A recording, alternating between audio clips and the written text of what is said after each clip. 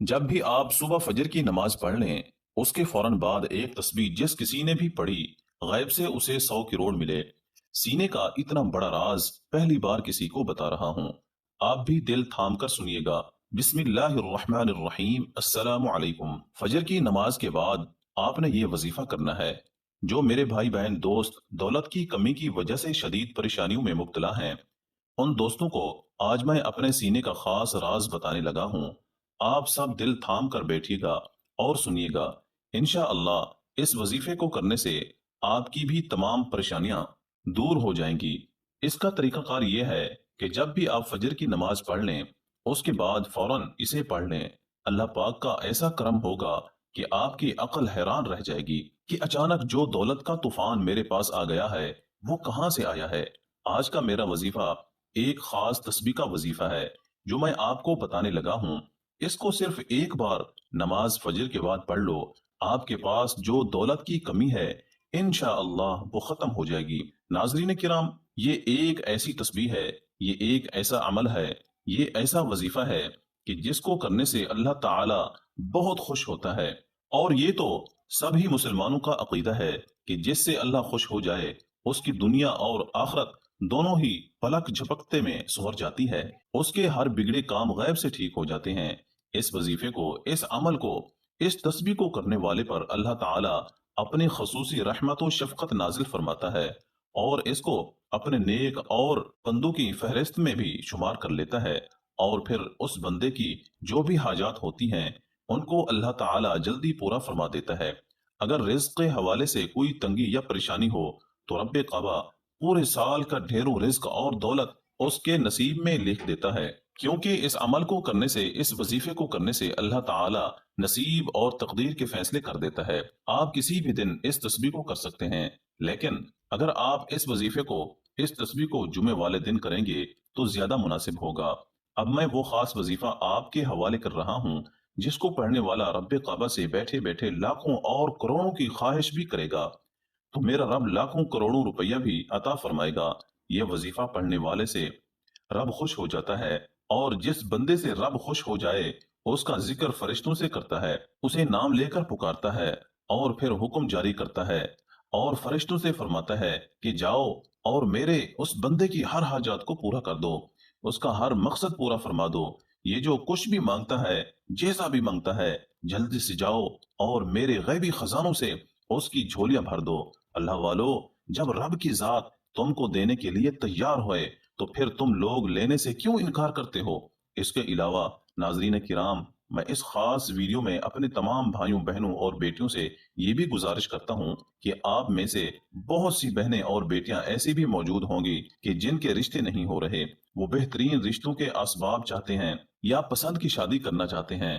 نوکری تو ہے لیکن وہ پسند نہیں کرتے اور من پسند نوکری حاصل کرنا چاہتے ہیں، قرض دار ہیں، پریشان ہیں کہ قرض سے کیسے نجات پائیں، میاں بیوی تو ہیں لیکن ان میں محبت کی کمی ہے، یا پھر کسی دوسرے سے تڑپنے والی محبت چاہتے ہیں، اگر بے اولاد ہیں اور اولاد چاہتے ہیں، یا پھر اولاد تو ہے لیکن نافرمان اولاد ہے یا نافرمان شوہر ہے، گھر میں ساس اور نند کا مسئلہ ہے، غرض آپ کی کوئی بھی پریشانیاں ہیں، آپ یہ وظیفہ صرف ایک بار کیجئے۔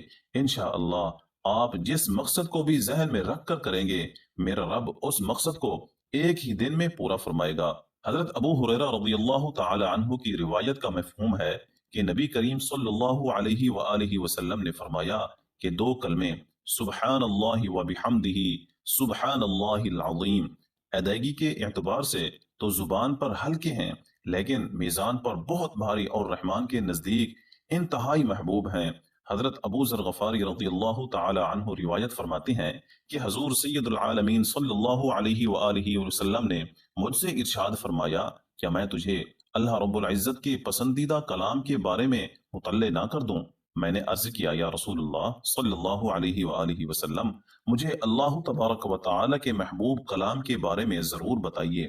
آپ نے فرمایا، بے شک اللہ کریم کا پسندیدہ کلام ہے سبحان اللہ و بحمدہ۔ ایک دوسری روایت میں ہے کہ جناب رسالت امام صلی اللہ علیہ وآلہ وسلم سے استفسار کیا گیا کہ سب سے افضل کلام کون سا ہے؟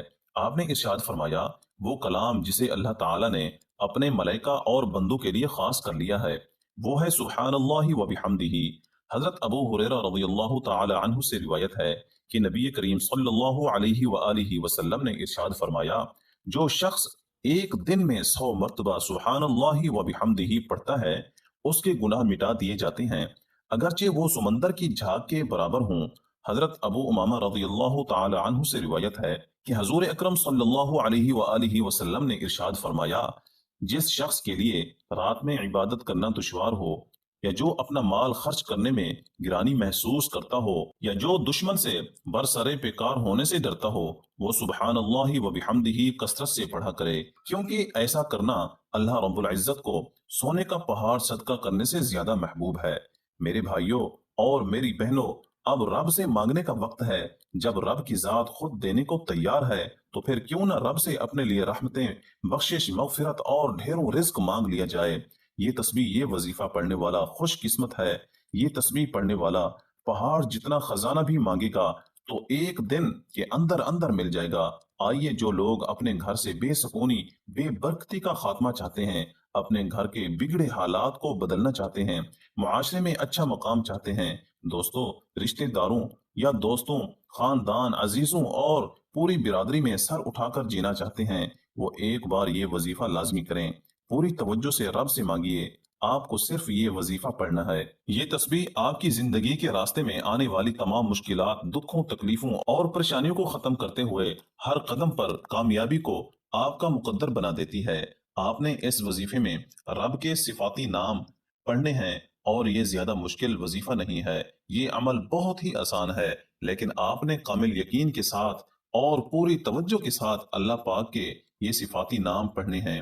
ان کو پڑھنے کا اور اس عمل کو کرنے کا طریقہ آپ کو بتاتے ہیں۔ تو آپ سب سے پہلے نماز فجر ادا کر لیں۔ فجر کی نماز میں پہلے 2 سنت ادا کی جاتی ہیں، اس کے بعد 2 فرض پڑھتے ہیں۔ پہلے آپ مکمل خشوع و خضوع کے ساتھ فجر کی نماز ادا کر لیں۔ اگر مرد یہ وظیفہ کرے تو وہ باجماعت نماز ادا کرے۔ اس کے بعد آپ نے جہاں پر بھی 2 فرض ادا کیے ہیں وہیں پر بیٹھ جائیں اور سب سے پہلے 3 بار اعوذ باللہ من الشیطان الرجیم، بسم اللہ الرحمن الرحیم پڑھ لیں۔ پھر اول و آخر 11 مرتبہ درود ابراہیمی پڑھیں۔ اللہم صل علی محمد وعلی آل محمد کما صلیت علی ابراہیم وعلی آل ابراہیم انک حمید مجید۔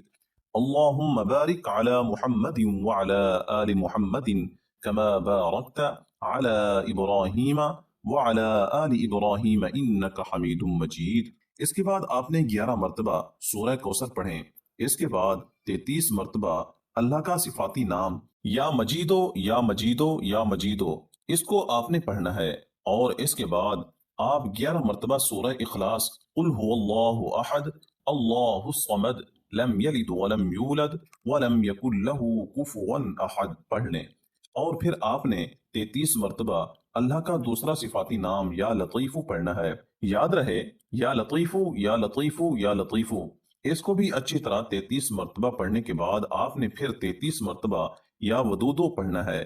یا ودودو یا ودودو یا ودودو، اس کو اچھے طریقے سے پڑھنے کے بعد آپ نے پھر 33 مرتبہ یا مقتدر پڑھ لیں۔ یا مقتدر یا مقتدر یا مقتدر۔ آپ کی جتنی بھی دولت کی تنگی ہے انشاءاللہ جلد ہی ختم ہو جائے گی۔ آپ جیسے ہی یہ عمل کریں گے آپ مالا مال ہو جائیں گے، آپ کی بد قسمت کے تالے کھل جائیں گے، آپ کی غیب سے مدد ہو جائے گی۔ آپ یہ ایک تسبیح میرے بتائے گئے طریقے کے مطابق ہی پڑھ لیجئے، انشاءاللہ میرا رب راضی ہو جائے گا۔ پھر آپ کو اتنا نوازے گا، اتنا نوازے گا کہ آپ کو خود بھی سمجھ نہیں آئے گی کہ کہاں کہاں سے دولت آ رہی ہے، اور آپ کی بھی آنے والی نسلیں مجھے یاد رکھیں گی۔ اس عمل کی اجازت ہر کسی کو ہے۔ اگر ویڈیو پسند آئی ہو تو چینل کو سبسکرائب ضرور کرنا۔ آخر میں دعا ہے کہ اللہ تعالی ہماری اس ویڈیو میں کہی گئی کمی کوتاہی کو معاف فرمائے، اور جو بھی اس وظیفے کو کرے اللہ پاک اپنے پیارے حبیب صلی اللہ علیہ وآلہ وسلم کے صدقے ان کی تمام جائز حاجتیں اپنی بارگاہ میں قبول و منظور فرمائے۔ آمین آمین آمین۔ اللہ ہمیں اور آپ سب سننے اور دیکھنے والوں کو اپنی حفظ و امان میں رکھے۔ السلام علیکم ورحمۃ اللہ وبرکاتہ۔